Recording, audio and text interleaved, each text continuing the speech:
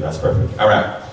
So, family, let's get started, all right? So, Shabbat Shalom, thank you for coming out. I appreciate that. Hopefully, you'll enjoy part 3 of the lecture entitled El Shaddai, YHWH, Elyon, 3 of a kind, or 1 and the same. All right, so far, those of you who watched part 1 and part 2, what is your conclusion? Is it 3 of a kind or 1 and the same? 1 and the same. 3 of a kind, 1 and the same. How many people say 1 and the same? Raise your hand. Raise it high. Oh, there we go. Okay, who says 3 of a kind? Who don't know whether it's 3 of a kind or 1 and the same yet? They're waiting for the conclusion of the matter. Who's waiting for the conclusion of the matter? There we go. Look, they changed side. All right, cool. All right, so pretty much what this is going to be designed to do is give you enough information and data behind the things that I say to go back and research it to verify internally or validate externally if what I'm saying has any merit, any value. All right? So the resources that I show you on the screen, you can go back and get them for free. I don't want to show all these expensive books and PDFs that I purchased that you can't get for yourselves, because then you're going to be like, well, he has all this esoteric knowledge and we can't go back and fact check them. I don't get down like that. So all the sources that I give you on here, you can go online, open up Google, and you can download these things for free. King Khan? I know some leaders may not do that. They may read from an expensive book that you may never get your hands on and never get the context of things that they're proof texting. We don't get down like that. All right, King Khan? All right. So let's get it in, all right? Because I got limited time, I was told. But I think I'm going to do my best to make it work. Roll with it. All right, thank you. Roll with it. So we left off with Manoah. Who's Manoah? Samson's father? Samson's father, right? And what was the importance of me bringing out Manoah and his wife, encountering this entity? What was the importance of that? They saw him getting done. Correct. Let's go to Judges 13:3. I summarized it. I didn't go through the scriptures. I'm going to go through the scriptures for a point of reference. We're going to Judges chapter 13, verse 3. And the messenger of God appeared to the woman and said to her, Behold, you are barren and have not bore children. Slow down. And the who? Messenger? And the messenger. You said messenger, right? You said messenger, right? Okay, keep going. But you shall conceive and bear a son. Go to verse 6. Then the woman came and told her husband, A man of Elohim came to me, and his appearance was like the appearance of the messenger of Elohim. Wait, say it again. And his appearance was like the appearance. Now wait, the word said, they said a man, right? Yes. A man. This is important. A man, go ahead. An appearance was like the appearance of the messenger of Elohim. Very awesome. Whoa, very what? Awesome. What word is that in Hebrew? Somebody look that up. Mine says terrible. Terrible, right? Yeah. And get the root word. What is that Hebrew word there? That's important. This is important. And we're going to look up a couple of words as we go through this, because everybody's not going to get into Hebrew grammar, phonology, syntax, etc. But the least you can do is do a word study. Okay? That's extremely important. At least go to the root word. You may not know how the word or the verb is conjugated or how the word fits within the syntax, but you can at least do the root word study, which is important. Okay? So what is that word there in Hebrew? Is it yareh? That means what? Almost like a fear, trembling. Okay? So they say awesome, but trembling is more accurate. Go ahead. I did not ask him where he was from. Wait, I didn't ask him where he was from. And he did not tell me his name. Slow down. So if a man's rolling up on my wife, I'm going to ask him where he's from and what your name is. Not if he's He ain't say nothing. Well, that's what I'm saying. But in this case, there was some kind of aura around this individual. Yeah. You understand something special, unique about this situation. So he didn't have any concern in regards to him approaching his wife, but the concern was the message that he gave his wife. All right? Keep going. Where verse you at? 8, you want me to read 8? Yeah, 8 to 10. All right. Then Manoah prayed to Then Manoah prayed to Yah, He prayed to who? Yah, Okay. and said, O Master, please let the man of Elohim whom which you sent come again to us and teach us what we are to do with the child who will be born. And Elohim listened to the voice of Manoah, and the messenger of Elohim came again to the woman as she sat in the field. Slow down. So he prayed to who? Yah. He prayed to Yah, right? And then what happened? Elohim did what? They heard and sent the messenger back, right? Yeah. Okay, keep going. Again to the woman as she sat in the field. But Manoah, her husband, was not with her. So the woman ran quickly and told her husband, Behold, the man who came to me the other day has appeared to me. And what verse is that? 10? Go to 15. Manoah said to the messenger of Yah, The messenger of Yah. Let us detain you and prepare a young goat for you. Okay. And the messenger of Yah said to Manoah, If you detain me, I will not eat of your food. But if you prepare a burnt offering, then offer it to Yah. Slow down. So they was going to make him a meal. He turned down the meal. Right. He ain't eat it. Because we saw that some kind of theophany happened in the book of Genesis with Abraham. And this entity ate. They went and they were going to eat for a reason. So keep going. For Manoah did not know that he was a messenger of Yah. Wait, so it was a man.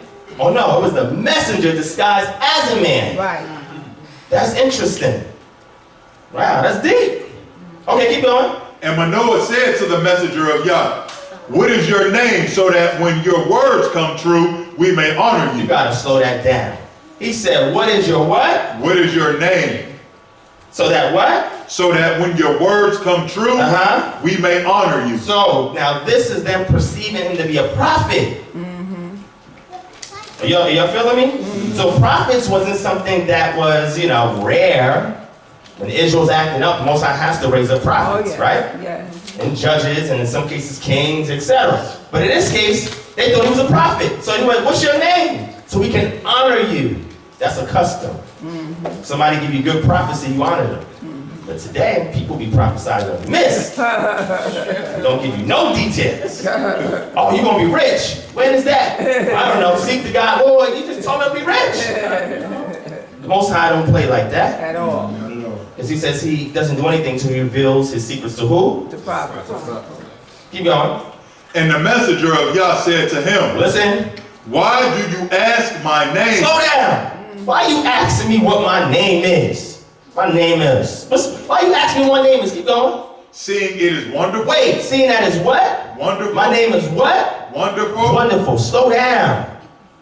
Isaiah chapter 9. The wonderful, mighty counter principles of everlasting. Yeah. That's interesting. I'm just saying.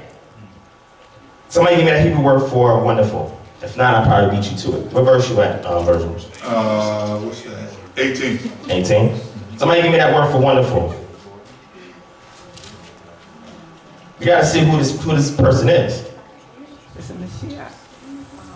Okay? You can get the root word.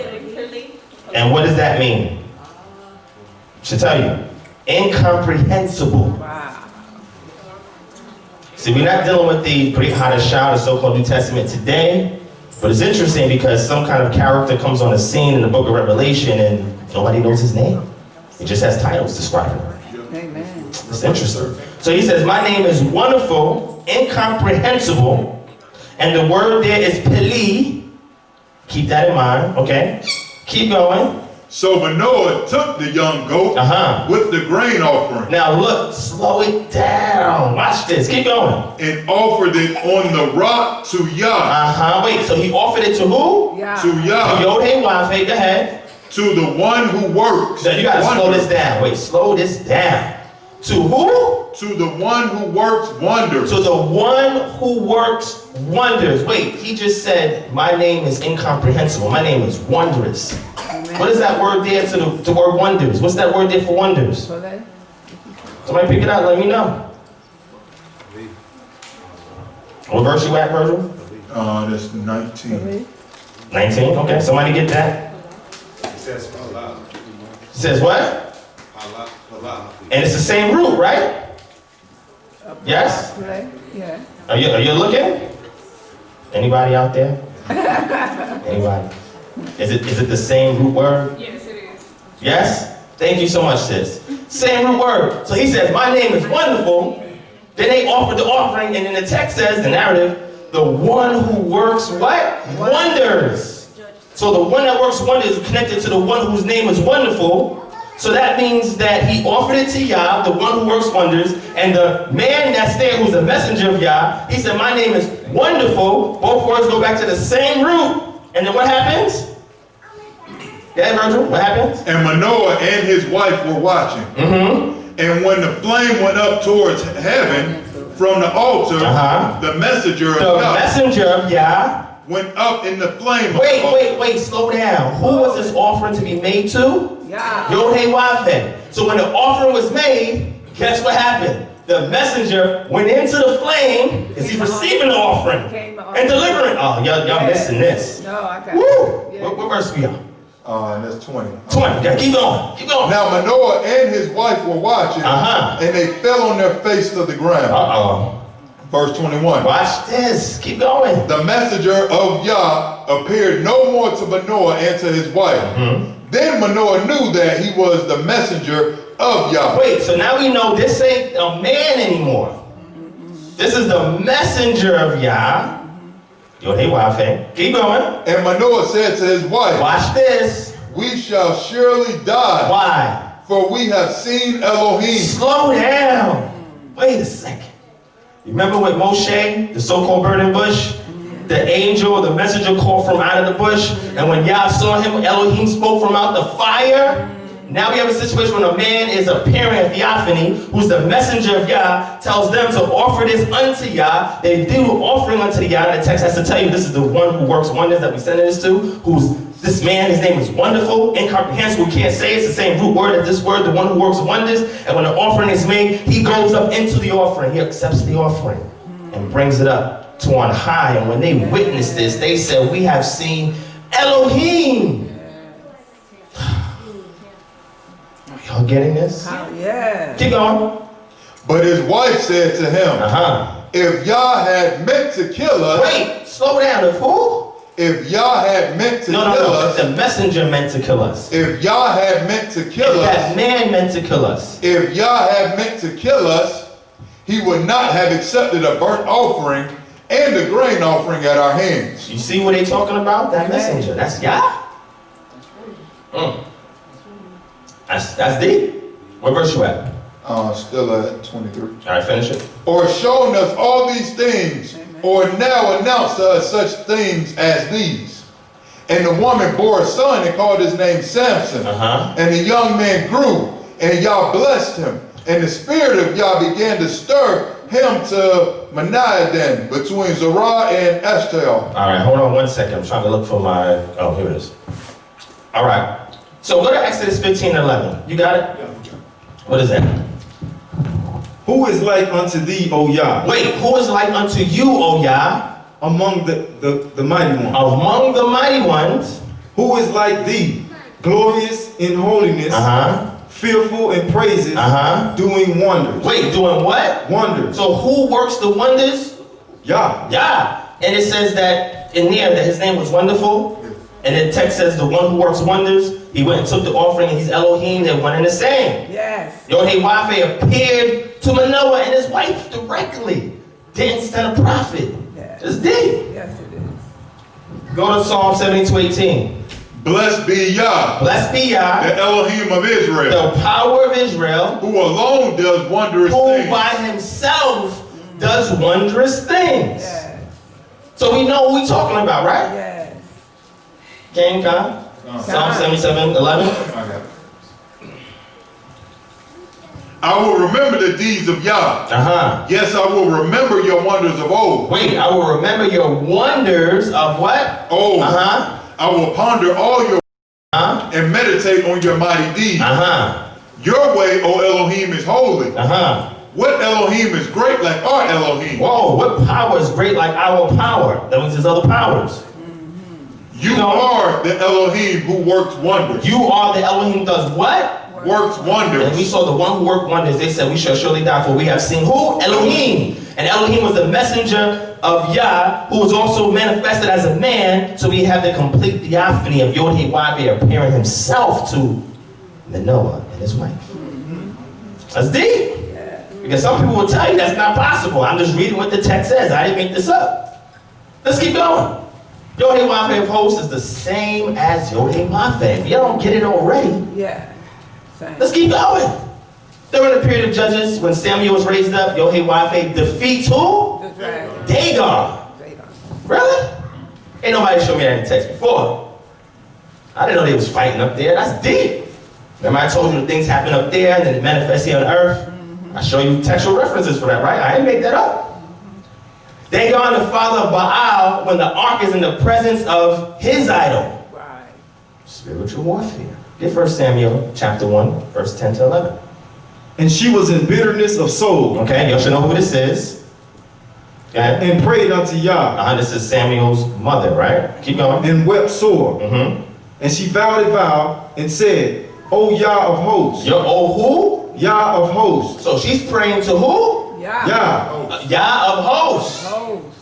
YHWH said by oath.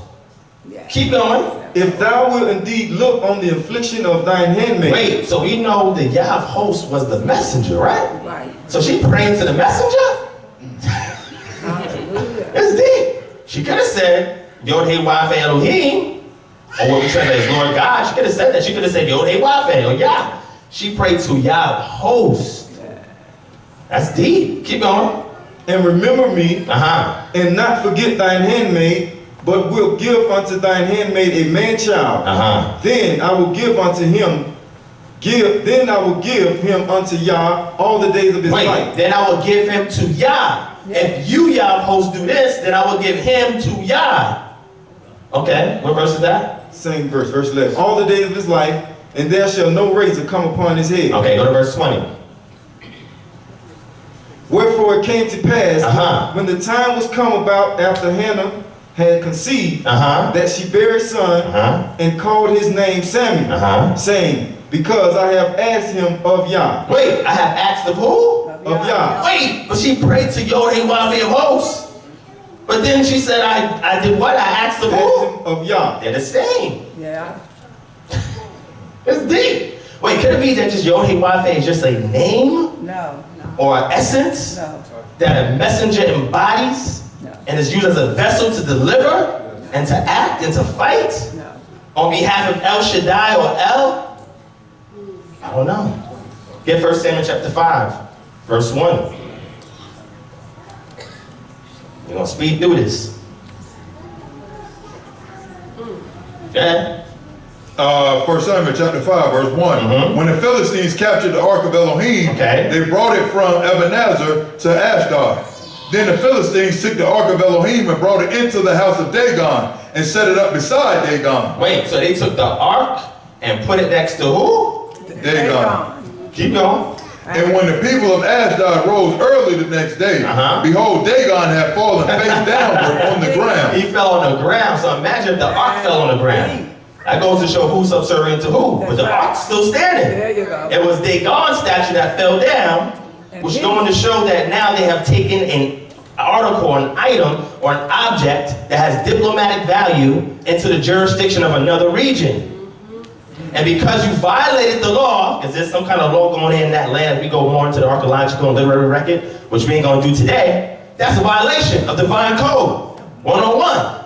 You don't bring a set-apart item that we created for a particular region, and mind you, the Philistines, they didn't subdue Israel. So now if you subdued Israel, and then you control that region, then you can move things. Right. But in this case, that didn't happen.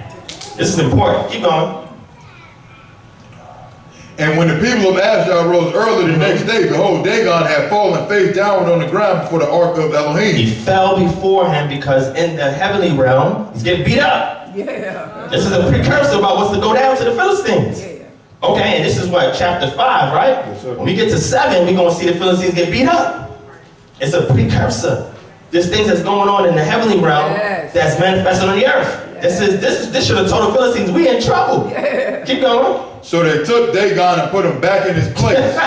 Take him and put him back in his place. Keep going. But when they rose early on the next morning, behold, Dagon had fallen face downward on the ground before the ark of Elohim. Now mind you, just like the ark was a set apart object or article to the Israelites, Dagon, his statue was also set apart and holy unto the Philistines. Okay, keep going. And the head of Dagon and both his hands were lying cut off on the threshold. His head was cut off and his hands. His head meaning that the piece of the top of you that has the authority, the mind, that's done. And now your hands is cut off, which means he cannot reach out and save the Philistines. Y'all missing this? Isaiah says, is the Most High's hand too short that it cannot save? Well, in this case, Dagon ain't got no hands to save y'all. They're not looking at the sides. Okay, keep going. Only the trunk of Dagon was left to him. That's it. That means there's only going to be a stump left of the Philistines once Israel's done with them. Keep going. This is why the priests of Dagon and all who enter the house of Dagon do not tread on the threshold. Now, of because this Dagon. happened, a custom arose perpetually that the Philistines understand that they will always be subservient to the Israelites and the power of Israel, because what custom came out of that? This is why the priests of Dagon and all who enter the house of Dagon do not tread on the threshold of Dagon in Ashdod to this day. Deep. What verse is that? That was verse 5. Keep going to 7. The hand of Yah was heavy against the people of Ashdod. Wait, whose hand was heavy? Yah. And what does the hand represent? Power. The power, the authority that is then manifested and carried out by a messenger. That's deep. Keep going. And he terrified and afflicted them with tumors, Woo. both Ashdod and its territory. And when the men of Ashdod saw how things were, they said, the ark of the Elohim of Israel must not remain with us. Wait, slow down. Anytime somebody takes something of yours that you dedicated to Yah, he's going to afflict them for that. To the point where they're going to acknowledge the power you serve and don't want anything to do with it. Hallelujah. Keep going. For his hand is hard against us and against Dagon our Elohim. Wait, and against who? Dagon our Elohim. Wait. Dagon is their what? Elohim. So the Most High's hand is heavy against Dagon, who's their power. Somebody got beat up in the spiritual realm. Amen. Okay, what verse is that? That was the end of 7. All right, let's move forward. All right, here's the fun part. There's a couple of verses there. There's a lot of verses there, but it's not lengthy. This is the meat and potatoes before we end this off. David is raised up as king over Israel. Now we fast forward now. So what we just read is in Samuel, right? So after Samuel started to be judging, the people asked for a king. They give them who? Saul. Most High said, all right, give him Saul. Saul messes up. So then before Saul really went overboard, they went and got David, right? David is raised up in the house of Saul, and Saul tried to kill him because he saw that David is doing all these things while under his household, right? And then David now, at this point, is in charge. Saul's no longer on the scene, and David is raised up as the king of Israel, and he what? Subdues the land and the hostile nations in it. Now remember, we read that the messenger of Yah said that I was the one that drove these nations out before you. Right. But what happened? Y'all didn't kill all of them. This emerald still up and down this place. Right. That's a problem. Because now he does not have full authority and he cannot be fully enthroned Right. if there's still Amorites in the land. Because now you still have iniquity amongst you. They're going to tempt you away from the covenant. And when that happens, then I will lose my authority or pull it back. And I will have to allow what happens divinely, which means get y'all out of there and another people got to come in. Are you following? Yes. So David did something miraculous. He subdued the nations. He handled his work. Now YHWH has given him power over his enemies. David says it's all throughout the Psalms, right? After this process, what does that say? I know y'all saying, what are you talking about, Divine? I'm going to show y'all. Just slow down for a second. After this process, YHWH is officially enthroned in Shemayim as the Most High. Amen. Okay, let's slow down. That title, Elyon, the highest power, is based on warfare. Amen. Amen. Whoever is the reigning people, their power becomes the Most High. He sits on a particular throne and rules and reigns that land. But it's contingent upon how the people worship and how the people act in that territory. If the people do not worship properly and do not do the right things, then that means that king, which is Baal, will eventually be dethroned, and another challenger will come in and knock him out. Now, we're not talking about El now. We're talking about YHWH. You're going to say, what they wanted to say? What you talking? I'm going to show y'all something. Just bear with me. Steve, over the land of Canaan, or the Levant, and now resides, now he lives there? Hold on, I thought he came from Teman. I thought that's where he was at, that's where he was from. So he moved from there with Israel. That's what the messenger said. Remember, the messenger was going with him? That's what they wanted. He moving with Israel. Oh, y'all missed that. No, we didn't. I think y'all missed that. No, we didn't. He said, y'all got me in some kind of sanctuary that's a tabernacle. I ain't got no place to lay my head. This is deep. We're going to see this. That's right. So he moving with them. And now when David comes on the scene, now we have residency, set up shop there in the land. And then he reigns from where? Mount Zion. Mount Zion. Steve, get 2 Samuel chapter 8. 2 Samuel chapter 8, starting at verse 1. Okay. And after this, it came to pass that David smote the Philistines and subdued them. Now slow down. Now remember, I told you the precursor was what happened? Dagon fallen. Yeah. Dagon can't save him now. That's right. Okay, go ahead. And David took Metheg Ammah out of the hand of the Philistines. And he smote Moab. And he smote who? Moab. Okay. And measured them with a line, casting them down to the ground. Even with 2 lines measured he to put to death, and with 1 full line to keep alive. Keep going. And so the Moabites became David's servants. Wait, they became his what? Servants. So look now, YHWH is strengthening him, got his right hand on him. That's deep. The spirit of Yah is upon me. That's the right hand of Yah on you, using you as a vessel to work and get things done. It's deep. Keep going. And brought gifts. David smote also Hadadezer, the son of Rehob, king of Zobor, and he went to recover his border at the river Euphrates. Whoa, okay. And David took from him 1,000 chariots, 700 horsemen, 20,000 footmen. And David hold all the chariot horses, but reserved them for 100 chariots. Go to verse 5. And when the Syrians of Damascus came to succor Hadadezer, king of Zobor, David slew of the Syrians 22,000 men. Now let me go. I'll go next. Then he placed garrisons in Aram of Damascus, and the Arameans became subject to David and brought him tribute. Look what he's doing. He put it in work. Glory. So YHWH made David victorious wherever he went. Yes, he did. And David took the gold shields that belonged to the officers of Hadadezer and brought them to Jerusalem.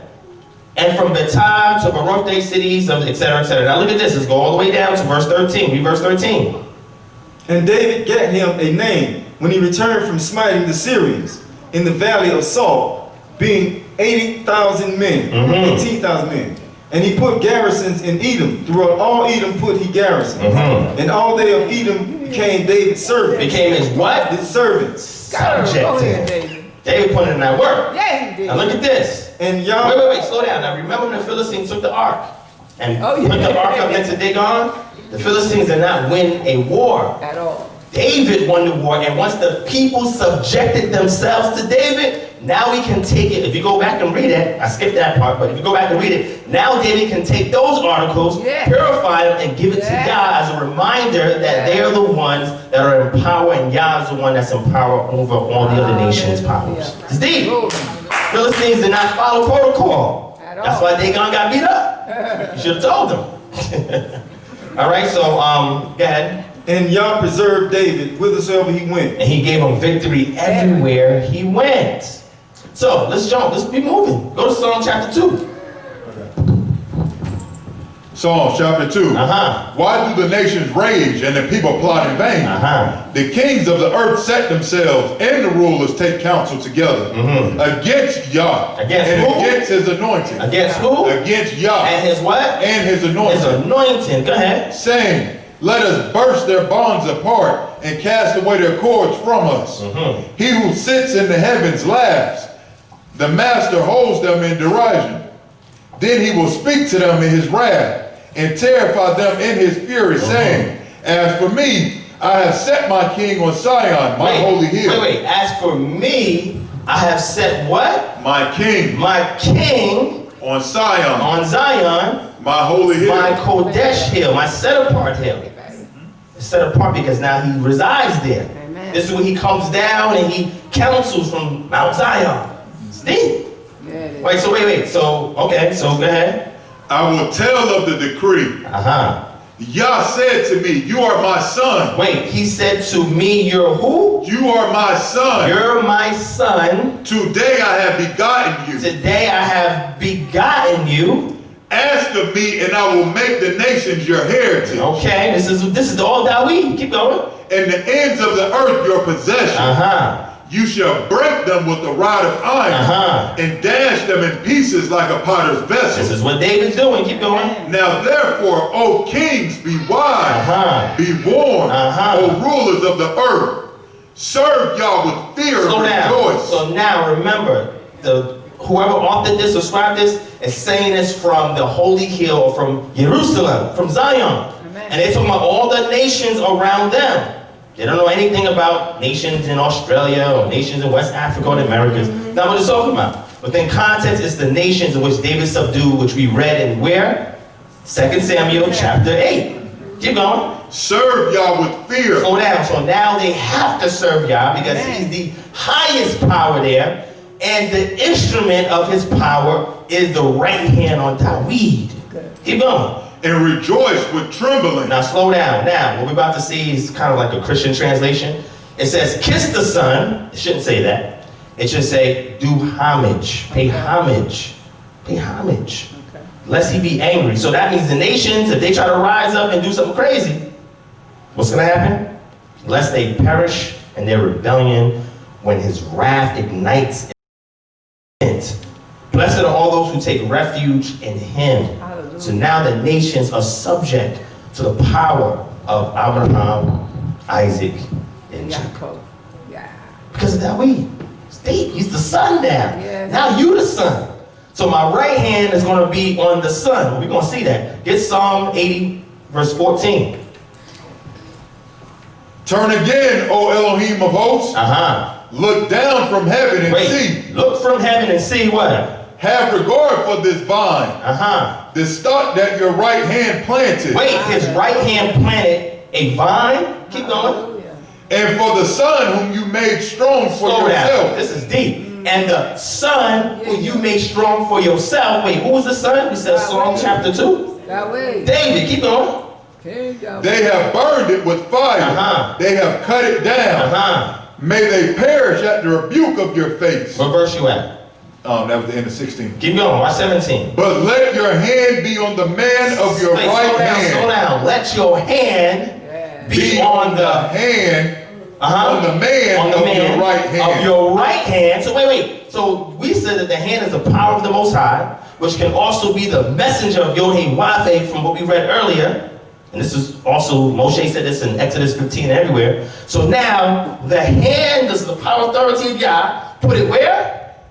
On David. Wait, read it again, 17. But let your hand Let be your on hand the man. be on the man. So wait, so now he can use his hand, which is that messenger, that ethereal force, put it on a man. Because remember it said the spirit came upon David when the evil spirit came upon Saul. Yeah. That's the hand on him. Y'all missing this. No, we're not. That's the messenger manifesting as a spiritual essence and laying himself on top of a man to do what? Keep going. Glorious. The Son of Man whom you have made strong for The yourself. Son of Man. Who said was the Son of Man? The Son of Man means a servant or one that comes from out of man. And we saw that the Son of Man that is subservient to the Most High, where he can put his hand on to get victory, is Dawid. Yeah. What verse is that? That was 17. 17. Go to 89:21 real quick. And these are just one-off scriptures, so they're not that long. 89:21. Correct. So that my hand shall be established with him. Wait, my hand again shall be established with who? With him. Okay, keep going. My arm also shall strengthen him. Yo, what? Arm also. So your hand and your arm, that's attached to something. Wait, so if the messenger of YHWH is the hand, and the arm connects the hand to the body, then who's the body? Oh, it's deep. Somebody's stretching their hand out to do some work. And nobody knows who it is. Because that hand is covered with something. They can't see it. They don't know who it is yet. But it's only through victory that it can be revealed. Amen. Isaiah brings this up. What verse you at? 21? You finished it? Yep. All right. So now we see the work being done where David is getting power because of the right hand is upon him. Yes. Which is the spirit. Which is the same thing as the angel of, or the messenger of YHWH, or the spirit of the Lord, or the spirit of God. It's all the same thing. It's just different functions. That's Y'all right. missing it, man. That's like you playing chess. That's right. Use your hand to move the pieces, right? The Yeah. arm's connected to you, Yeah. right? You're the body, right? The hand is just an extension of you. The arm is an extension of you. It's part of you. It's not all of you. It's just part of you. It's different. It's deep. Go to Psalm chapter 24. Lift up your heads, O gates, and be lifted up, O ancient doors. Slow down. Now, y'all remember when Yaakov saw that stairway to heaven? Yeah. And at the top there was a gate? Read that again. wait. And remember, who was at the top of the stairway when they spoke down to Yaakov? Who was that? The gate is here, the stairs is going down. You see messages coming up and down at Bethel. And then YHWH standing at the top of where the gate is at. The gate's right here. He's in front of the gate talking to Yaakov because he can't get in the gate yet. You're going to be like, what are you talking about? He can't get in the gate. Well, El's already there, but YHWH is in front of the gate. Why? Because once David did his thing, now read it, what happens? Lift up your heads, O gates, Lift up your heads, O gates. and be lifted up, O ancient doors. Wait, O ancient doors. So we know we're not talking about nothing in the earthly realm. Amen. Keep going. That the King of glory That may who? come in. Wait, that who may come in? The Glory, King of glory, glory. Wait a second. glory. Why would David say, open the gates for the King of glory if he's already behind the gates? That's deep. See, let me slow this down. That's a lot. I know it's a lot to process. So remember, the arm of the hand is underneath, standing right here by the gate. Gate is right here. El's already back here. That's his arm. But you're going to get to that. Standing by the gate so it can talk directly to Abraham, Isaac, Jacob. Come down. Remember it said that, let's come down and look up. So he's coming down here, doing his thing, going back up, standing right in front of the gate. Waiting. He's waiting patiently. Children of Israel going to Mizraim. He comes right down the stairway, gets them out, take them out. And once he gets them in the land, now he has to get them to get dominion in the land, so they fight all these wars with Joshua and the judges, and they can't get it right until David comes on the scene. Now the right hand is on David, using David to do all of this fighting and warring. That's why he can't build a temple, remember? Right. His hands is full of blood. And now David's saying, now that we got control, open those gates and let the King of glory in. Because now, Baal, you getting dethroned. Yeah. Now, Yam, you're being dethroned. Yeah. Now, any power that tries to exalt itself above YHWH, y'all got to get out of that, behind those gates, get off that throne, and let the King of glory in. This is deep. It's deep. Now he can rule and reign. Now y'all can serve the true power of heaven and earth that David says. Now, see, when you don't see this visually, it's deep. Bring it. Keep going. Bring it. Right. That the King of glory may come in. Uh-huh. Who is this King of glory? Wait, so who is he? Yah, strong and mighty. Slow down. Wait, he's saying open the gate so the King of glory, which is Yah, can do what? Strong and mighty. Uh-huh. Yah, mighty in battle. Uh-huh. Wait, mighty and talking to people. Mighty in battle. Mighty and tapping you on your shoulder and say, hey, I need to holler at you. Mighty in battle. War? Mighty in That's battle. deep. Hallelujah. What verse you at? That was 8. 8. All right, go to 47:2. This deep. This deep stuff. If you don't pay attention, you're like, wait, what? That's, oh, wow. Yeah, keep going. For Yah, Uh-huh. the Most High. Wait, who? Yah, Yah, now he's the Most High. Not Baal with the Amorites, because they was calling him the Most High. Ugaritic, the scribes were saying that, and Amorites were taking over that region, so it was right on behalf of the Amorite kings that was in that region, because Baal was their power, and once they took over that region, they told the scribes, now you write about Baal as being enthroned and beating up Yam, who's your power, because now we're in power and authority. Now Baal, you gotta get your behind off that throne, son. Amen. Amen. Keep going. for Yah, the Most High, Slow down. is to be feared. Wait, so remember, we're not getting into Daniel today, that's part 4. But in Daniel, it said the Ancient of Days has sat down and thrones. Let me stop. Y'all don't understand what those thrones are. When we talk about the high Elohim or divine council, they're sitting on thrones too.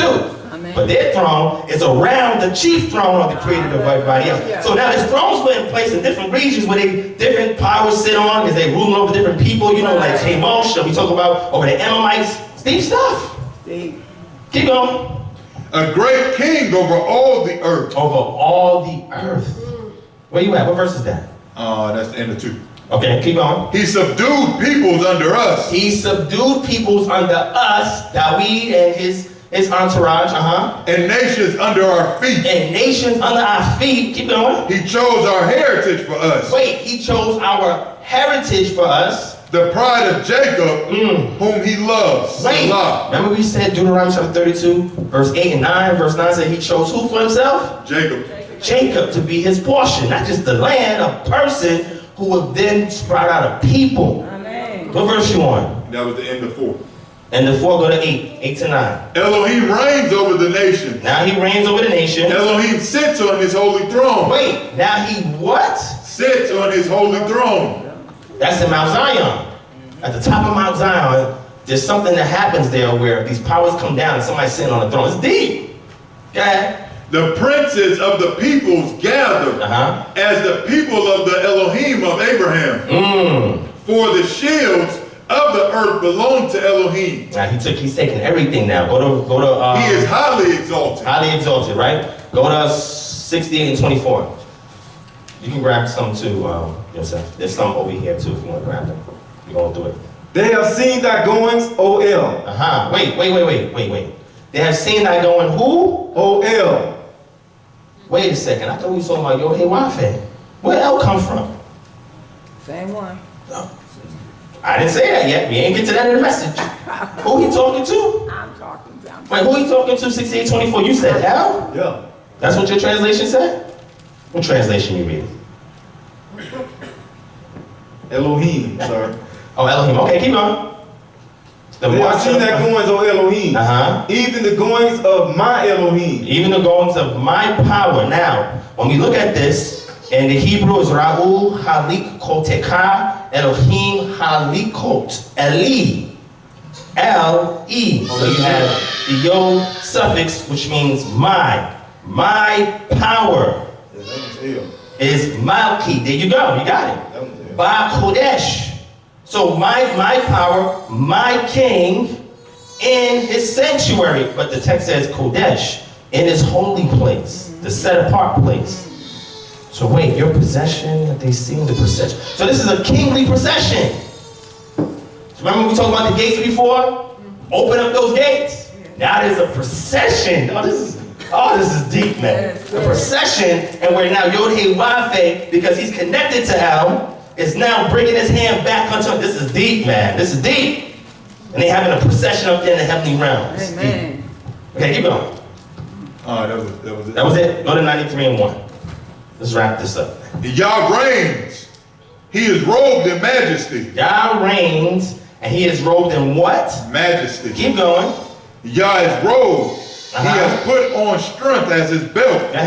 Yes, the world is established. It shall never be moved. Your throne is established from of old. Wait, but YHWH, you just sat on your throne when David took over. But now it's saying his throne was always there. Yes.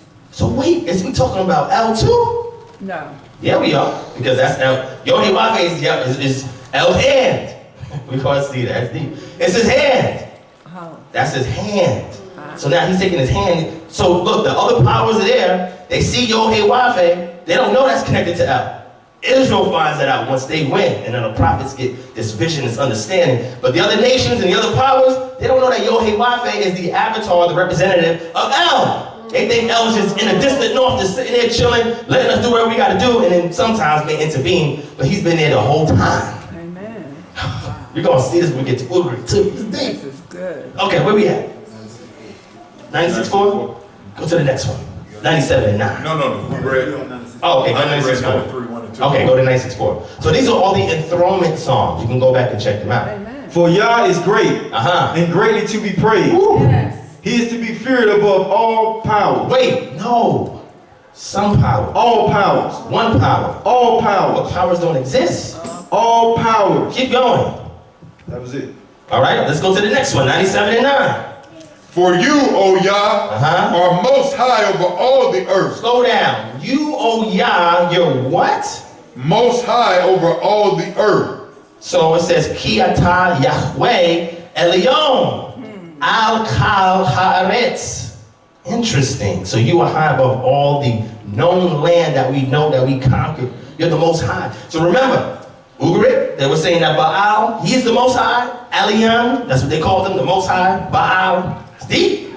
Now, you being dethroned, now we got victory, so now YHWH has a procession through the gates, but he's sitting on Baal's throne. Mad disrespectful. So this is why, when you start see later that the prophets are calling on Baal, yo Baal, you gotta come and help us. How you gonna help y'all? He's subservient to the king. Yeah, it's deep. It's deep. Somebody gonna get it. That's 97 and 9? That was 97, 9. And it says, you are exalted far above all Elohim. All right, above all who? Elohim. Wait, above what? That's what it say there? Oh, deep. I thought these powers didn't exist. Keep going. Go to 99 and 1. Yeah, that's what I just read. Wait, hold on. No, you're right. 97 and 9. Go to 99 and 1. Yah reigneth. Yah reigneth. Let the people tremble. He sitteth between the cherubim. Okay. Let the earth be moved. Okay, so now he sits between the cherubs, which will remind you of what? Angels. Yes, but the Ark of the Covenant. Yes. Because Moses was brought up to the top of the mountain where the Elohim come down on. We saw that. Yes. He's seeing some kind of image, and now YHWH said, look, you see this image? You see that right there? That's going to be my throne. See that? So you keep this ark. It's going to be with you as a reminder that once I step through the gates, and I sit on this throne, now a part of me, that's what he did, gave Moses a part of him on the mercy seat. You can speak to me there, but guess what? There's going to come a time when I'm going to actually be there on the gates, and I'm going to rule and reign from the holy hill of Zion. Steve, go to the next verse. Next verse. Yah is great in Zion. He's what? Great in Zion. Great in Zion. He is high above all the people. He's high above all the peoples, right? So now he's ruling and reigning. Last one, 103. Know that Yah, he is Elohim. So Psalm 100, verse 3. Know that he's what? Elohim. That Yah is Elohim. It is he who made us. Is he who did what? Made us. He did. Yes. And we are his. We are his people and the sheep of his pasture. Beautiful. That's 103. All right. So let's go to Psalm 89 and 5. Come on, we're going to do this. Ron, what's the asterisk for? There's some mention in that verse that I want you to pay attention to above the other scriptures. That's why I have the asterisk there. Good question. Okay, go ahead. And the heavens shall praise thy wonders, O Now y'all need Yah. to slow down and listen to this. People say that divine counsel stuff is foolishness, bro. Okay, go ahead. The heavens shall praise thy wonders, O Yah. Where's this place we're talking about? Heaven. The You heavens. said the heavens? Is that what the text, it says heavens, right? Yep. Shemayim, right? That's not the earth, right? Correct. Okay, keep going. Thy faithfulness also in the congregation of the saints. Wait, in the wait, hold on. We gotta see what that says in Hebrew. 89 and 5, let me take a look at it. Okay, now remember that word there, it says, we yaudu samayim pil'aka. Remember that word pele means what? Wonders. Remember that? Yeah. So wait, and they will praise from the heavens your wonders, YHWH offer your faithfulness in the Bikhal Kedosim, and the assembly of the ones that set apart ones. Keep going. What's the next? For who in the heaven? Wait, no, who on the earth? There's only idols that are powers. Who in the heaven? No, there's only idols that are powers. Who in the heaven? Where is this at on the earth? In the In heaven. the heavens, go ahead. Can be compared unto the Wait, Yah. can be compared unto you? Why would somebody say something like that unless there's other powers that's up there? Okay, keep going. Who among the sons of the mighty? No, hold on, bro. Now you're giving us more specifics now. Who among the sons of who? The mighty. The mighty ones.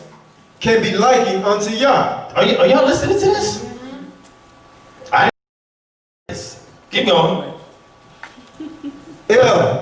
Elohim is No. Slow down. The text says El Na'aretz. Excuse me, Na'aras. El. So wait, now we switch to who? El. To El. El is to be feared. So wait, who's saying YHWH over here? Now they switch gears, and if you go back to the Hebrew, it says El, not Elohim. Is YHWH El? The psalmist seems to think so. Na'aras, Besod in the assembly, Kedoshim of the saints. Greatly to be feared above all those around him. Those around him? So there are other powers there around him. He's sitting on the middle of the throne and none of them can compare to him. Because he's El. Wait, you saw in the Ugaritic text, you saw who El is. He's the one that created everything. He's the one that everybody comes to, whatever. But now we're saying El is now YHWH. The psalmist understands that YHWH is a representative of El. See? El at any time can come and do whatever he wants, but he decided to play the rules and get the victory. He didn't have to do that. But he's going to show the nations, look, I can play by the rules that we set and still get victory. He said, no, you can't. Watch me work. All right, where we at? Okay, let's get Psalm 89 and 9. So remember, what did Baal have to do in order for him to take the throne, according to the Ugaritic text? Or the ethics? He had to defeat. He had to fight who? Dagon. No, he had to fight, because that was his dad. He had to fight who? What? Yam. So wait, so you telling me if YHWH gonna go get victory, he gotta fight Yam and Baal too? It's deep. It's deep. But I didn't make this, I'm gonna show you. Go to Psalm 89. Watch this. You rule the raging of the sea. Wait, you rule the raging of what? The sea. People gonna say, Divine, you making this stuff up. All right. Ata, you rule Mosel Begeut. And that word there, Begeut, watch this. Be is the preposition, but the root is Geut. And that means majesty. So wait, let's rewind that back. Let's rewind that back. Say that again. You rule the raging. No, get raging out of there. You rule the majesty. The majesty of who? Of the sea. Hayam. Let's slow down for a second. Okay. Let me go back and cross-reference that word Geut as well. It means majesty. Somebody got that. I heard one. Watch this. So that means you're saying you rule over Yam now? Over his majesty? You taking over? We taking over? Yeah, he taking over. One deity at a time. That's how we doing it. Go ahead, keep reading. Go ahead. When its waves rise, you still them. Woo, you calm down. So, oh, you get a little out of pocket, Yam. I'm in control. Sit your behind down. Pay homage. Keep going. You crush Rahab. Slow down now. Like a carcass. Wait, you have crushed Rahab? The word dakar literally means to crush, to oppress. And it says, as one that's slain. And then it says, Rahab? What does Rahab mean? The storm. So how are you breaking the pieces? Because we have this in the PL stem, the intensive. How are you breaking the pieces? One who's slain, and that's Rahab, the storm. Because he's beating up Baal. Wait, he had to fight Yam, made him subservient, then now he's beating up Baal. People are quiet. I hear quiet. Pin drops.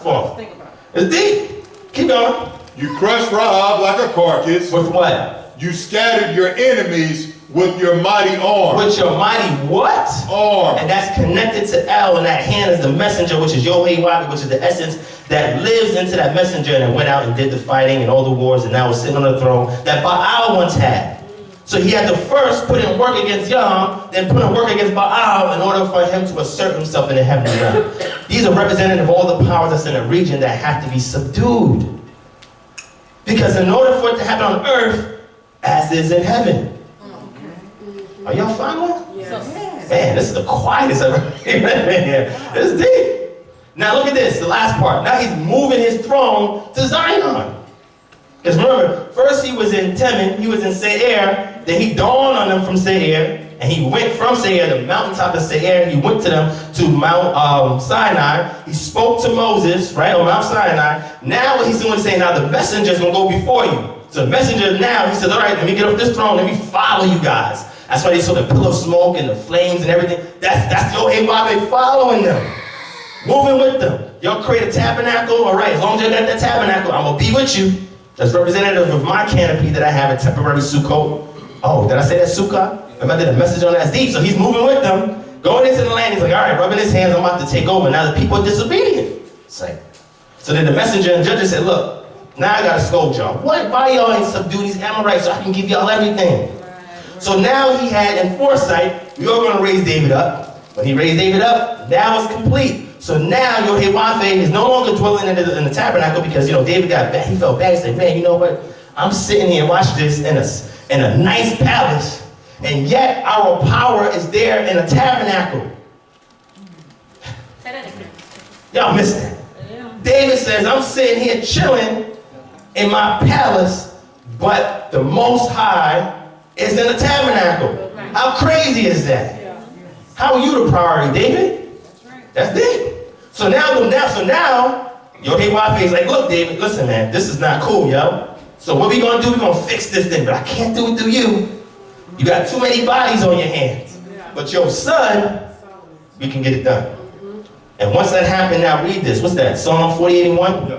Great is Yah, and greatly to be praised in the city of our mighty one. In the city of our mighty one. Now he's in a city, and that city is Mount Zion, which is Jerusalem. Keep going. In the mountain of his holiness. Wait a second. And where is he at? The mountain of his holiness. So now he's in a set apart mountain now because now he's in control of that region. Go ahead, verse 87. No, I'm sorry, chapter 87, verse 1. On the holy mount stands the city he founded. That's verse 1? Yep, that's Okay, go to 99 and 2.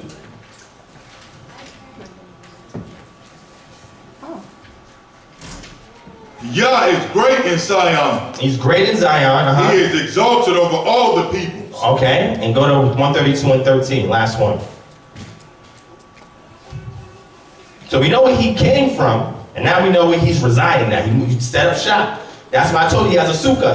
He has to take it, put it up temporarily, bring it down, and move. Now he's setting it up. Okay? For Yah has chosen Zion. Wait, so Yah has chose Zion? That mountain, he chose that mountain? Keep going.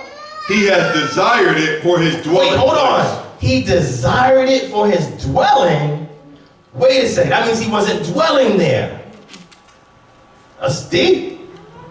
This is deep. If the king is over a territory, he needs a palace and a temple and all of that stuff to honor what he has done. King Khan? Yes? Yeah. All right, we got through that. That's good. We almost done. Let's go ahead. So David cries out to El, who he associates with YHWH. Go to Psalm 57, 1 and 2. We grab one of them, and then we're going to move forward. I'm just trying to give you some visualization, some background, so you can understand who YHWH is, who he connected to, what's going on in the heavenly realm. This is heavy stuff. Well, he is El as well. Be merciful unto me, O El. Wait. Oh, is that El? Wait. Hold on. That's 132? Let's see what's going on here. You said 132? Elohim, I'm sorry. Oh, okay. Be merciful unto me. 57, 1 and 2, right? Yeah, 57, 1. O Elohim. Be merciful to me, O Elohim. Keep going. Be merciful unto me, for my soul trusteth in thee. Yea, in the shadow of thy wings will I make my refuge. Is this 57 and 1? 57, 1. Okay. Until these calamities be overpassed. I will cry unto Elohim. You cried to who?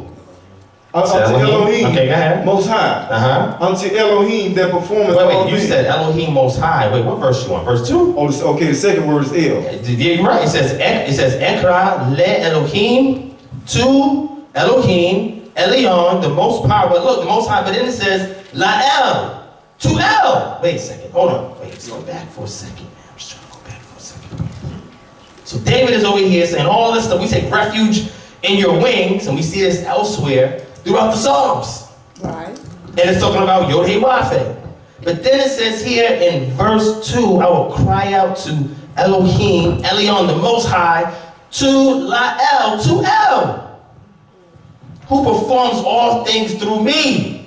But how does El perform things to you? Through YHWH, the adversary representative, the messenger. That's how he gets his work done, through you. It's deep. Psalm 58:6. We'll do that real quick. O Elohim, break the teeth in their mouths. Tear out the fangs of the young lions, O Yah. That's it? Wait, say it again?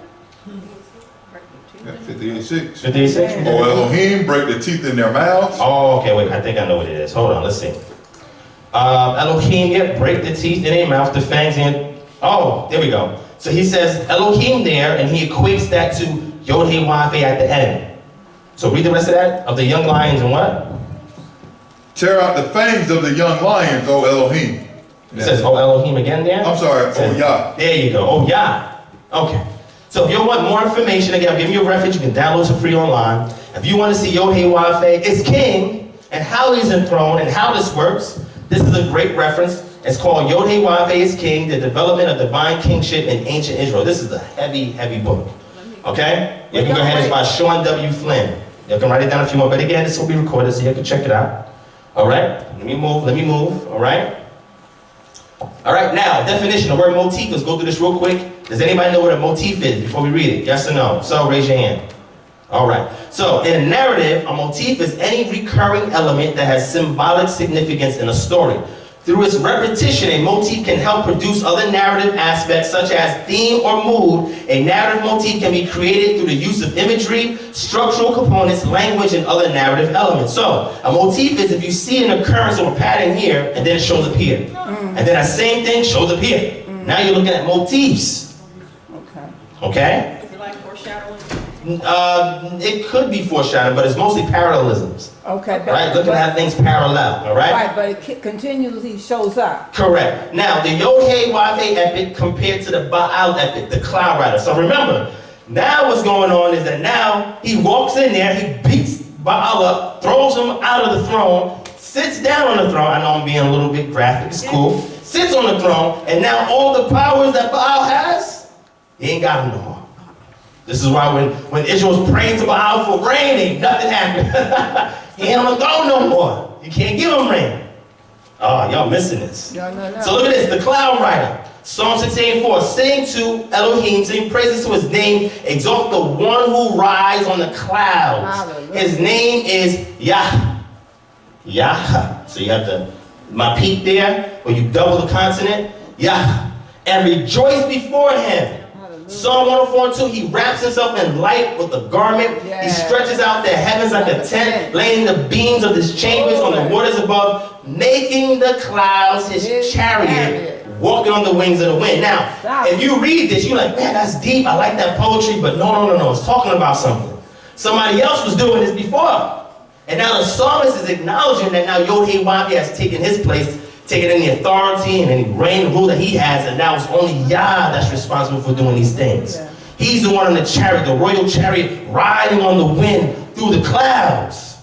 When we go back to the Ugaritic text right here, KTU 1.2, 4:10, it says, indeed, I say to you, O Prince Baal, I repeat, the charioteer of the clouds. Now your foe Baal, now your foe you must smite, now you must destroy your adversary. Take your everlasting kingdom, your eternal dominion. We also see this also in the Psalms. That's deep. So somebody's encouraging Baal to fight Yah and take his rightful rule as the eternal dominion kingdom on the planet. It's deep. That's why the Amorites had to go. Because then after he gets in power, now he starts doing all types, letting people do all types of stuff and violates divine codes and protocol. Are you following me? Yeah. So now Yod-Heh-Wav-Heh is the cloud rider. Fall back, Baal. Let's keep going. Yod-Heh-Wav-Heh epic compared to the Baal epic. House of El and the storm deity. Again, we're looking at motifs. 2 Samuel chapter 7 verse 1. I said this a year earlier, that when the king lived in his house and the Lord had given him rest from all his surrounding enemies, the king said to Nathan the prophet, see now, I dwell in a house of cedar, which is like the most sought after expensive wood. But the ark of who? Of Elohim dwells in a tent.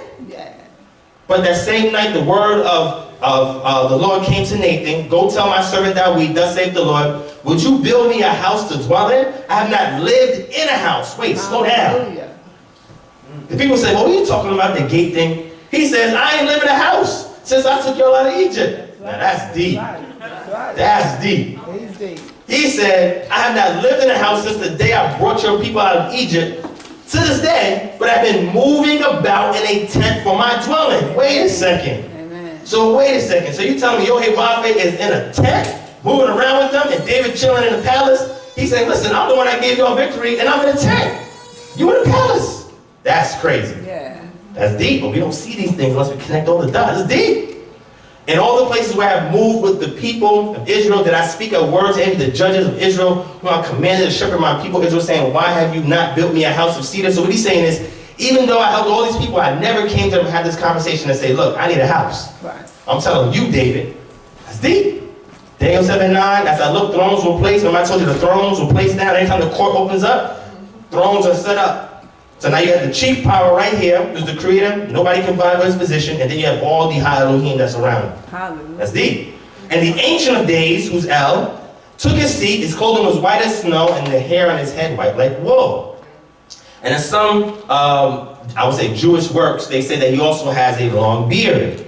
That's white as well. Leviticus 26:4 says, I will send you rain in its season, and the ground will yield its crops and trees their fruit. So now he's prophetically saying, when you're in the land, settle down and get everything right, I'm going to be more responsible for bringing you rain. But prior, it was Baal that was responsible for bringing the people rain. Wow. Now YHWH has now taken over. Job 37:2 says, listen closely to the thunders of his voice and the rumblings that come from his mouth. He unleashes his lightning beneath the whole sky and sends it to the ends of the earth. Then there comes a roaring sound. He thunders with his majestic voice. He does not restrain the lightning when his voice resounds. Now he's responsible for the lightning and the thunder and the rain. Hallelujah. But we go here to the Baal cycle myth. It says, am I a servant to take hold of brick mold, or a handmaid of Atharat, which was also Asherah, to make bricks? Let a house be built for Baal like the god. So now when Baal is fighting and he wins, and now the people who are worshiping Baal, now they have a similar a motif. Baal needs a temple too. This is before YHWH came on the scene. I'm trying to give you the things that happened before so you can understand the context. And it says, and the great lady who tramples Yam replied, you are great, O El, who she's talking to. The greatness of your beard does indeed make you wise. The knowledge in your breast does indeed instruct you. And now the season of his rains made Baal indeed in point. The season of his storm, the chariot. So in regards to rain, he has to be able to have a temple to dwell in and a throne to sit on in order for him to have the power and authority to answer when they ask him for rain. It's deep. Because before then, they believed it came off of the sea. But now you can get it directly from the clouds now. See, you got nothing to do with it, which represents Yam. This is deep. And the sound of his voice from the clouds is hurled into the earth of lightning flashes, which also includes thundering. So now we see these motifs, all these things that was attributed to Baal. Baal, move out the way. Now I'm getting my temple. Now I'm there bringing rain and thunder and lightning, and you are no longer needed. So if this is understood, why would the Israelites go and try to worship Baal and ask him for rain and power and authority and protection when he ain't on the throne to do that? That's like you asking the mayor to give you federal protection. Are y'all listening? Yes. You're asking the mayor, yo, man, you need to go to war with this country. Hold on, son, that's not my jurisdiction. I can't do that on your behalf. What are you talking about? You get caught overseas and you calling the mayor of Atlanta. What's her name? Miss Bottoms. Yo, Miss Bottoms, yo, I'm stuck. Can you come and get me? Wait, hold on, I ain't got jurisdiction. I can't do nothing for you. You need to call the president. This is what's happening here. Why are they calling on a mayor when it's the president role to go and do those things? And some of y'all following me here? Yes. If you want to get more information, there's another reference. You can write it down. See, I'm not reading from these books. I'm just going to give you a little reference. It's called Monotheism and Yahweh's Appropriation of Baal by James S. Anderson. This is a great book to show you how when YHWH moves in, remember, he said, I'm in a tent. You need to build me a temple so I can get out this tent and I can dwell in the temple. And now I can go from the temple to my place on Mount Zion. Because that's where I want to visit y'all. When I come down from Zion, I need to go in the temple to talk to y'all. It's deep. This book right here, it shows you the appropriation. It's an excellent read. Excellent. You get it for free online, like I said. All right? Now, watch this. We getting to the finish line. Is YHWH the son of El? Okay. It's deep. It's deep. You know, some Christians look at that and say, yo, I could use that. No, slow down. Hold on. Let me give you context. Somebody got it. Let me give you context. Hold on. Slow down. Is YHWH the son of El? So here's a book called Creation and Judgment, Creation Text, and some 8th century prophets, all right? In chapter 3, it says, possibly the earliest reference, watch this, to the independent name YHWH to be found in an extra biblical text is mentioned in the land of the Shashu of YHWH. When we went over that, So we have a reference in Amenhotep III's 14th century in the Temple of Soleb, that they have a reference to the Shashu of Yod-Heh-Wav-Heh, right? It says, however, this is likely a geographic name, and any connection with the name of Israel's power is unclear. They said geographic, that means that's where he reigns. It's not necessarily the power, that's where the power reigns and people collectively come and worship, the Shashu peoples, right? Furthermore, the Egyptian text contains variations in the writing of the name which does not simplify matters. A damaged phrase from the Ugaritic text, and we have footnote 142, I'm not going to read it because I need to move forward, which says, S-M-B-N-Y-Y-W-I-L-T. This is all in Ugaritic. W-P, glottal, R-S-M-Y-M. Translation. The name of my son is Yod-Heh-Wav. O goddess, and call out the name of Yah. So now this is El talking and saying that Yod-Heh-Wav, or Yod-Wav, is the shortened form, the sophorative,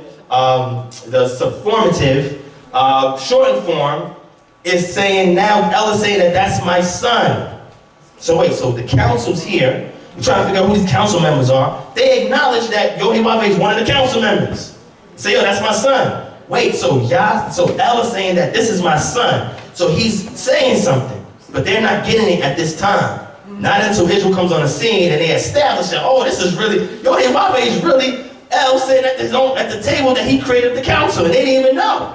Because now all the attention is going to Baal. This is deep. This is deep. Is the only other extra biblical reference is found in a text from late Bronze where a possible wordplay is intended upon the name of Yod-Heh-Wav. All of this makes it probable that the name of Israel's power is older than the people of Israel, which is incorrect, or the traditions with respect to Moses. Now, the reason why they're saying this is because traditionally, in the Orthodox academia, they try to place the Exodus to Ramses II. If you do that, then you nullify this. But if you go back and re-examine the data, all of this lines up with the Exodus. Because now this name that we see here during the 13th century BCE, and Israel's already in the land. They leave at 1400 BCE, so by 13th century, they're already in the land. So of course you're going to see the name Yod-Heh-Wav, but guess what? Because they didn't subdue the land, Yod-Heh-Wav was relegated to a son, a mere son, in the scribes writing this in Ugaritic. But when Israel comes on the scene, no, he ain't no son. That is actually El. Y'all thought it was just some other power there. No. We came to reveal the real salvation. And Yod-Heh-Wav is the avatar for El that works his deeds and so forth in the earth, puts his hand on people, moves things. So now this thing that you thought was just a mere son is actually El himself. Hallelujah. It's deep. Glory. This is something that a lot of people don't even know, that there's another reference to Yod-Heh-Wav that's actually there in archaeology. Because people tell me the Bible's made up. A lot of people say that. Here's a reference from the Naked Bible Notes by Yod-Heh-Wav by Michael Heiser, which some of you should know who that is. He says, in the Theophoric Yod-Heh-Wav or Yahweh names, Yah-O, Yahu, or Yah-Ah, on the Sumerian Oxycon on the seals is Yod-Wav, and the name of my son is Yod-Wav, which we see also was taken on by the Israelites in the north and Samaria, which would make sense because if the northern tribes are still in that region, then that means the neighboring peoples would know what deity is on their behalf. So when they're writing their, scribing their works, they'll see that deity as just a local deity because he's not ruling and reigning at that time in the book of Judges. He's just moving around with them because they didn't kill the Amorites, so now they gotta fight and do all this other extra stuff. When David comes on the scene, he fixes everything. Just trying to get you to show how everything works outside of the text and how the text works within the context of the ancient Near Eastern cultures. If you don't understand this, then you're just reading the text with blinders on. Can't do that because you need to know how great your power is above all the other powers. Yes. David rests with his fathers, the kingdom is split after Solomon's death, and Israel gradually falls into depravity under a prophet of Yod-Heh-Wav until a prophet confronts the prophets of Baal to assert Yod-Heh-Wav's supremacy. Baal lacks jurisdiction to act on Israel's behalf. We went over that, so I want to read all of that. But what I will read is just a small part, I guess here towards the end, get 1 Kings chapter 18 and verses, I would say 37, 38, 39. So pretty much what we're seeing is Obadiah, right? Who is who in regards to the king? King who? Is it King Ahaz or King Ahab? You can go to it. It's open book test. What king is that Elijah speaks to? You say Ahaz? Okay, so you say it's Ahaz, okay. So Obadiah and Ahaz, they split up and they go out to do what? What do they split up to go out to do, if y'all are familiar with the narrative? Okay, you can get to it. It's 1 Kings chapter 18. You got it? You're still looking for that? Virgil? Oh, no, I got that. Okay. You said 1 Kings 18. 18. Just get 20. Let's get some information so they can follow us so we can move forward. All right. Uh-huh. So Ahab summoned all the Israelites and assembled the prophets on Mount Carmel. Then Elijah approached all the people and said, how long will you waver between two opinions? Okay. Amen. That's how I remember. Yeah. If Yah is Elohim, Wait. If Yah is Elohim, and they should know this because David and his choir sing these songs all the time. Yeah. But they forgot because they're being tempted away. The only way that Baal can get supremacy, he got to use his people to tempt Israel away from YHWH and start worshiping him. Right. And now if he get the majority of people to start worshiping again, now he can try and contend for the throne. Right. Or in this case, YHWH is he abandons the throne purposely for a time and he's coming back. Okay, keep going. but if Yah is Elohim, follow him. But if Baal is Elohim, follow him. Keep going. But the people did not answer a word. Uh-huh. Then Elijah said to the people, What'd he say? I am the only remaining prophet of Yah. Mm-hmm. But Baal has had 450 prophets. Now hold on, slow down. So you tell me all the prophets in the land are now going towards Baal? This is deep. And remember, Elijah thought he was the only one, but he really wasn't the only one. Y'all said, whoa, you thought you was the only one. I got other people on the cover, but I need you to blaze the trail so they could come out of hiding. Because you were in hiding. Keep going. Get 2 bulls for us. Uh-huh. Let the prophets of Baal choose 1 bull for themselves. Uh-huh. Cut it into pieces and place it on the wood, but not light the fire. Go ahead. And I will prepare the other bull and place it on the wood, but not light the fire. Now slow down. Remember when we read in the book of Judges when Manoah created that altar? Yes. And fire came from heaven and took up the messenger? Yes. Keep going. Then you make and place it on the wood and fire, and I will prepare the other bull and place it on the wood, but not light the fire. Uh-huh. Then you may call on the name of your Elohim, Uh-huh. and I will call on the name of Yah, Uh-huh. the Elohim who answers by fire. Woo. He is Elohim. Keep going. And all the people answered, what you say is good. Then Elijah said to the prophets of Baal, Uh-huh. since you are so numerous, choose for yourselves 1 bull and prepare it first. Then call on the name of your Elohim, but do not light the fire. Keep going. And they took the bull that was given them, prepared it, and called on the name of Baal from morning until noon, shouting, oh Baal, answer us. But there was no sound. Wait, hold on. So they calling out to him. And remember, every time Israel was oppressed, they called out and Yah showed up. Do you understand? Sometimes, you have a child that they not doing good. You got to whoop their behind a lot. But if they get in trouble outside, you're going to be there for them. You got it? Yeah. Israel is the Most High Son. Yeah. Keep going. But there was no sound, and no one answered as they leaped around the altar they had made. So they calling on the mayor to operate as the president. That's deep. You calling the mayor to operate as the president? Keep going. At noon, Elijah began to taunt them, saying, What? Shout louder, for he is Elohim. Perhaps he is deep in thought, Maybe he's thinking about something. or occupied, Or maybe he's occupied. or on a journey. God might be going somewhere. Where you going, Baal? Show up. Keep going. Perhaps he is sleeping and must be awakened. He may be. Keep going. So they shouted louder and cut themselves Slow with down. knives. Now remember when we read in Torah, the mitzvot, it says that you shall make what? Cuttings in your flesh. Yes. This is what they're doing. This was the practice. Keep going. With knives and lances, as was their custom, until the blood gushed over them. Uh-huh. Midday passed, and they kept on raving until the time of the evening sacrifice. Now, as long as Israel's in the land, YHWH is enthroned in the land.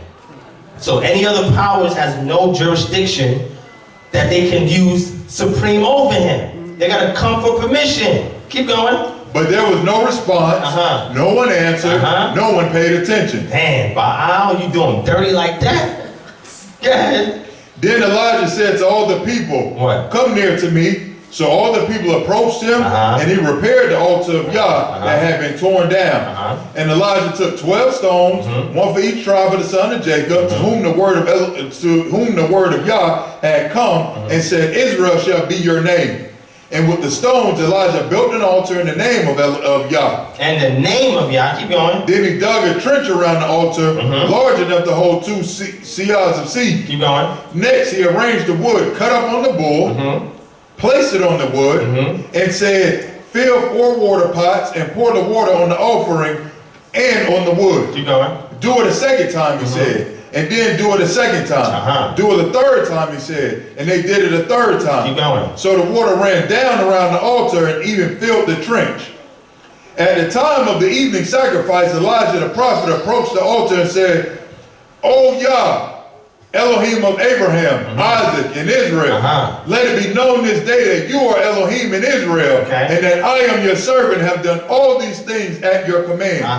Answer me, O Yah, answer me so that these people will know that you. Wait, answer me why? So that these people will know that you. Slow down. So sometimes we don't even pray with the intention so people can know who Yah is. We thinking selfishly.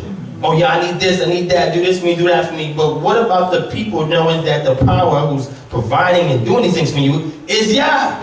Amen. Is your Most High. Amen. Keep going. So that the people who know that you, Yah, are Elohim, and that you have turned their hearts back again. Then the fire of Yah fell and consumed the sacrifice, the wood, the stones, and the dust. And it licked up the water in the trench. What verse is that? That's verse 38. When all the people saw this, they fell face down and said, Yah, he is Elohim. Slow down. Yah, he is Elohim. Yah, he is Elohim. He is Elohim. Go ahead. Then Elijah ordered them, seize the prophets of Baal. Do not let a single one escape. So they seized them, and Elijah brought them down to the Kishon Valley and slaughtered them there. And kill all of them because Baal no longer has jurisdiction. He doesn't have jurisdiction. Amen. He can't act on your behalf. All right, I'm gonna wrap it up. I have a few more slides. I'll save that for part 4.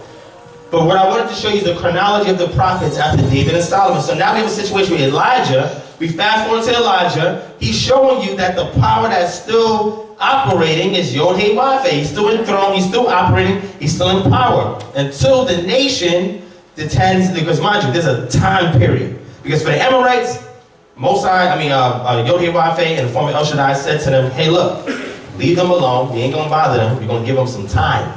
And when their iniquity is full, then we can move on in. No other kingdom can come over here and take over Israel until the time period is expired in which they're supposed to collectively be worshiping Yah. Unfortunately, they didn't do that. And because they didn't do that, in the process while they're going into a decline, the Most High raises up numerous prophets to try and wake the people up. And the people are not listening. He told Isaiah, go speak to the people. They're going to be deaf, dumb, and blind. Talk to them anyway. Well, I'm not talking to them because it's a witness against them. So when things happen, they can recollect and say, you know what? Isaiah did tell us this and we didn't listen. Y'all tried to reach us because y'all knows we only got a limited time. Once that time marker happens, y'all got to get kicked out. Because he said to them, if you follow the customs of the other nations that got spewed out before you, you also would get kicked out. So he has to keep his He is going to keep his word. He's even working by the rules there, but for the remnant's sake, he's going to return. For the name and the heritage of Abraham, he will return and restore that which was lost. So I wanted to show you this so you can get an idea of it because we're going to touch on a couple of prophets and I'll wait till part 3 because it's not a lot, but I don't want this to be too lengthy. But I do want to touch on one last slide, this right here. Go to Isaiah chapter 14 because we read this all the time. I even posted something in relation, not to this, but Isaiah 14 on my Facebook post, and people get mad at me. Because I tell them that Lucifer is not in the Hebrew text, and they get mad. He's not in the Hebrew text. I told them it comes from the Latin Vulgate, from the word lucis, and it became a proper noun. They don't want to listen. But let's look at this. Isaiah the prophet is raised up to address the declination of the state of Judah. Okay? And we have references for that when you look at the beginning of Isaiah. But I want you to see this. The king of Babylon, which is a much later time, which was about to take place in the future, wanted to be like Baal in defiance of El. Because if El's working in the background, it's allowing YHWH to come and sit on the throne, and now the king of Babylon wants to move on in. The only way he can do that is if Israel is caught up in what the customs of the nations are doing and get spewed out. Let's go to Isaiah 14. I'm going to show you something that's interesting that we tend to miss. Just looking up certain words. Go to Isaiah 14. All right. You said in your heart, You said in your heart. I will ascend to the Now heavens. slow down. This was a taunt that was made against the king of Babylon, a man. People say, well, there's an entity behind him. That could be the case, but that's not what the text is talking about. So go ahead. I will raise my throne above the stars of Elohim. Slow down. So I will raise my throne above the stars. This is him showing defiance. This is an idiom where he's showing defiance against all the established powers. Keep going. I will sit on the mount of assembly. Wait, I will sit on a mountain assembly where the high Elohim come down and assemble on, and thrones are laid out when they're there to handle a situation. Go ahead. In the far reaches of the north. In the recesses of, wait, look up that word for north. It could be a generic term or it could be a specific term. I'm saying this is a hint at a specific term using a generic phrase. It's deep. Somebody say that loud. Zaphon? Wait a second. Saphon? Who's that? Who's Saphon connected to? You don't remember part 1 that we did? I wasn't here. Who is it? Who is Saphon connected to? Mount Saphon is connected to who? What deity?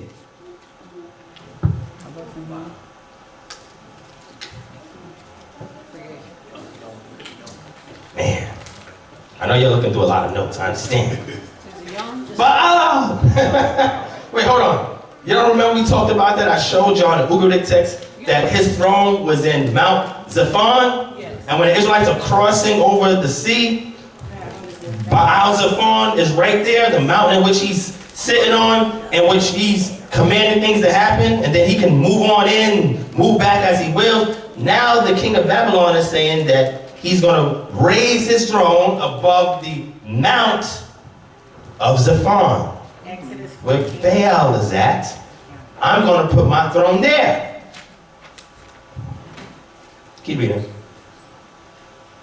I will ascend above the tops of the clouds. I will ascend above the tops of the clouds. Remember, the cloud rider is an attribution to whoever the Most High is. Okay, keep going. I will make myself like the Most High. Oh wait, that word says I will resemble. I will resemble who? The Most Because if High. I take my throne and I put it on this mountaintop, which we're not allowed to do, because they believe that the powers convene there, and you are a mere man. You can't put your throne on top of the mountain where the Elohim or the divine council come down to have the discussions and deal with different things. He said, no, I'm going to put my throne there. In the north, recess of the north, you know where Baal is at? And then I'll be like the Most High, because they believe that Baal was the Most High. So he's going to be like Baal, or like the Most High. He's going to take El's attributes and put it to himself. This is the king saying. People say, oh, that's Lucifer. Lucifer, he was a musician in heaven, singing all these songs, and tabarets was connected to him. Like, what are you talking about? Yeah, he had a fight, he got kicked down. This is what we're taught in Judeo-Christian narratives. The text is not saying none of that. Where's this coming from? But they say, oh, we go to Ezekiel chapter 28. They also, because when you understand that it was believed that the Garden of Eden, one of the places the Garden of Eden was believed to be, is in the forest of the cedar trees in Lebanon. That was called the Gan, or the Garden of the Gods, because they also met in that forest. It's another power that's over there. If you look about the Phoenicians and who they worship, that their power is there. He's in the garden. That's this deep, man. I'm gonna stop here. I think I've been in front of y'all too long. I'm gonna finish the rest up with the rest of the prophets. I ain't got time to go through this. This is really like Isaiah just echoing the same thing that Moshe said and David said to tell you who YHWH is. All the evidence is right here. So if you want to write down these scriptures real quick before I close out, you can. But this is all Isaiah talking about who the arm and the hand is and revealing all of that information. And then I put the word Sankophidek because we got to look back to Psalms and Deuteronomy. And then we'll see that we've been told this whole time. But Israel had to be reminded of this thing. Because it got to a point where he says he saw that no man can save. So his own arm and his own hand had to bring him salvation. This is deep. And then they get expelled out the land and they go into captivity. So I'm going to tell you what we're going to do in part 4. And part 4 is going to be the last part, I promise. Part 4, we're going to talk about the prophets admonishing or speaking or telling the people, correcting the people, and telling them to get right, and revealing who YHWH is to them as El, and that YHWH is going to put his hand on a king and raise him up, and we're going to see that the spirit manifests as a man. Again. So the spirit can be an essence on somebody, and that's considered the hand that's on somebody, or the spirit can manifest and be a theophany and be an actual entity that executes the will of El in the name of YHWH. Hallelujah. That's the avatar. This is deep. So once we get into that, we're going to go after exile, post-exile, because I was trying to stop at the pre-exile, and we're going to go into Daniel, because Daniel's the key that bridges everything we just went through.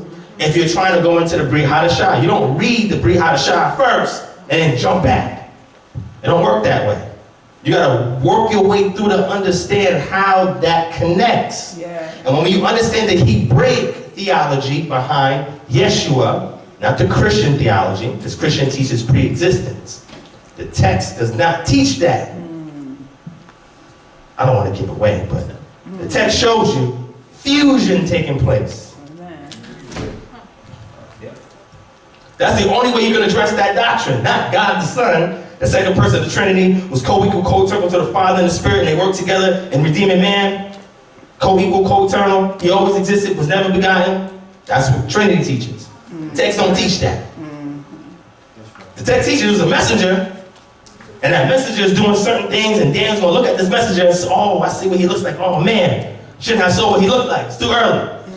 And then later on, that right hand that's seated next to the Most High, somebody gonna sit on it. But it's the messenger, which is the extension that's on that seat. So now you gotta take that hand and put it on somebody, raise them up, sit that person there and say, all right, now you're gonna execute my will when the time comes on the earth. Yeah. Man, I told y'all too much. It's deep. I know it's a lot, it's deep.